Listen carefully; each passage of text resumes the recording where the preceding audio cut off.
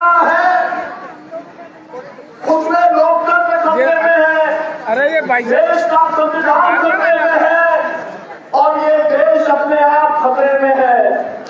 और अगर इसे बचाना है तो किसान और मजदूर ये काम कर सकते हैं।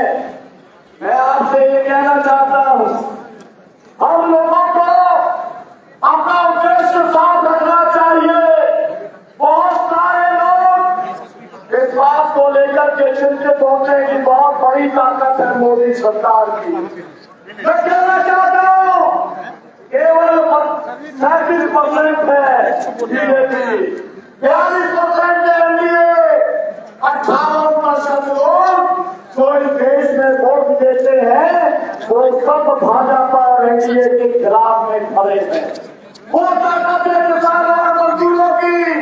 और इसलिए मैं कहना चाहता हूं वो ताकत आज इंडिया के तौर पर आज इकट्ठी हो गई है देश के अंदर। और इसीलिए मैं आपसे अपील करना चाहता हूं, जो लोग इस देश को अडानी अंबानी को सौंपना चाहते हैं, जो लोग इस देश के अंदर मोदानी मॉडल को लागू करने का काम करना चाहते हैं, उन्हें हराने का काम करना पड़ेगा। हमको अपनी राजनीतिक ताकत को स्थापित करने का काम करना पड़ेगा। हम लोगों को लड़ने की गुंजाइश लगातार कम होती चली जा रही है। सुरजीत भवन के अंदर कार्यक्रम चल रहा था, दिल्ली पुलिस ने उसे रोक दिया। अभी भी एक कार्यक्रम चल रहा है बीजेपी का यहाँ पर कॉन्स्टिट्यूशन क्लब के अंदर। मैं आपसे साथियों ये कहना चाहता हूँ, इस समय जो सबसे बड़ा सवाल है किसानों के लिए, वो सवाल ये है जो सरकार है वो किसानों से झूठ बोलती है। उसने कहा था किसानों की आय दुगनी कर देंगे, लेकिन वास्तविक तौर पर देखा जाए तो 40% आय कम हो गई है।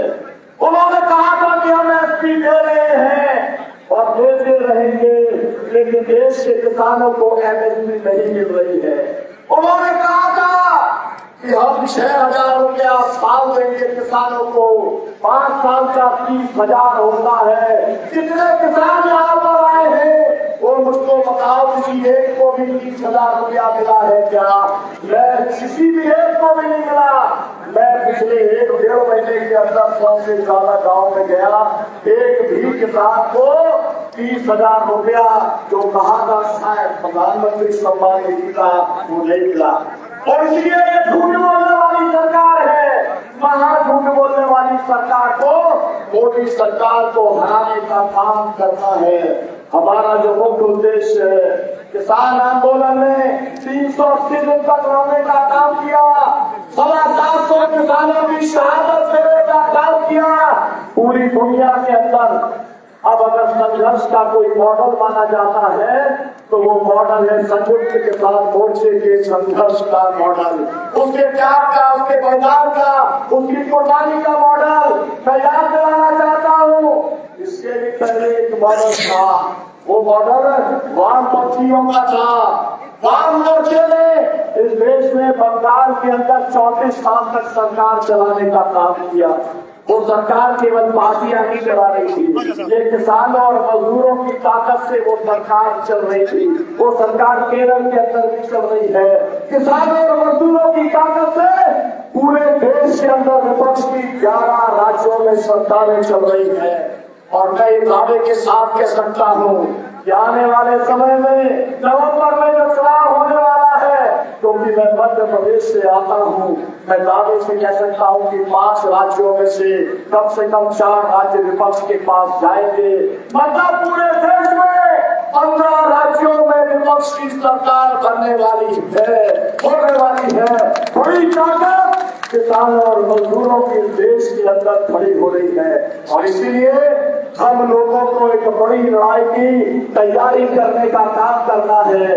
किसान किसानी और गांव को नष्ट करने का काम इस देश के अंदर पूरा सब कुछ खेती किसानी अडानी अंबानी को सौंपने की जो कोशिश हो रही है, पूरा का पूरा जो सार्वजनिक संस्थान थे, जो पब्लिक सेक्टर था, उस पब्लिक सेक्टर को अडानी अंबानी को सौंपने का काम किया जा रहा है, उसको रोकने का काम करना है। उसको किसी भी हालत के अंदर इस देश के अंदर शिक्षा है, स्वास्थ्य है, यातायात है, तमाम चीजें वो रहनी चाहिए। मैं आपसे ये भी अपील करना चाहता हूँ, दिल्ली के अंदर एसकेएम और सीटीयू के सब नेतृत्वकर्ता यहाँ बैठे हैं, लेकिन मैं आपसे अपील करना चाहता हूँ, जो 3 कार्यक्रमों की घोषणा यहाँ कांग्रेस अमरजीत जी ने की है, 3 तारीख को जिस दिन लखीमपुर के अंदर वीरों के ऊपर, हमारे किसानों के ऊपर जो कुचला गया था, उनको जिसने कुचला था और कुचलवाया था, वो गृह मंत्री का भी बना हुआ है। हम उसके इस्तीफे की मांग करते हैं, हम उसके गिरफ्तारी की मांग करते हैं, जिसने पूरा लखीमपुर का कांड करने का काम किया था। याद रखना, 3 तारीख को हर किसान को, हर मजदूर को अपने अपने जिले के अंदर निकल करके आना है, प्रतिरोध दिवस बनाना है।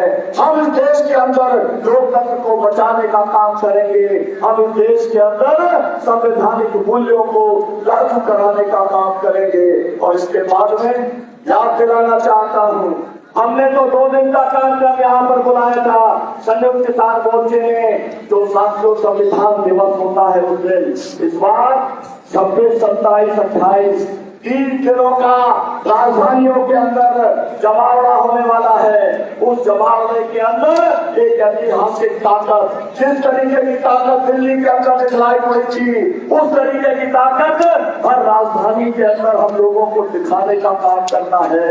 और उसके बाद में एक बार दिल्ली का कूच करना है, उसकी तारीख नेतृत्वकर्ताओं के द्वारा, जो कमेटी बनी हुई है उसके द्वारा आपको बताने का काम किया जाएगा। और उस समय पूरे परिवार के साथ में, पूरे साथियों के साथ में इस दिल्ली को जाम करने का काम उस समय होना चाहिए जब यहाँ से दिल्ली चलो का साथियों ऐलान होगा। मैं अपनी बात आपसे कुछ नारों के साथ में साथियों समाप्त करना चाहता हूँ।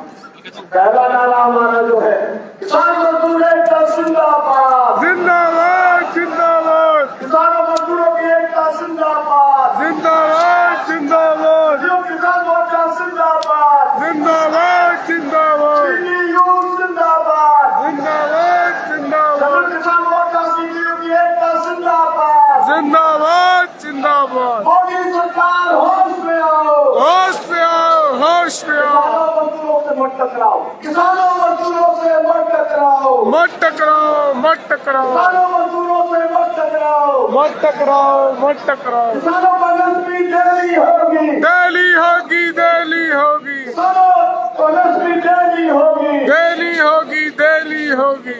निजीकरण बंद करो, बंद करो, बंद करो, निजीकरण बंद करो, बंद करो, बंद करो।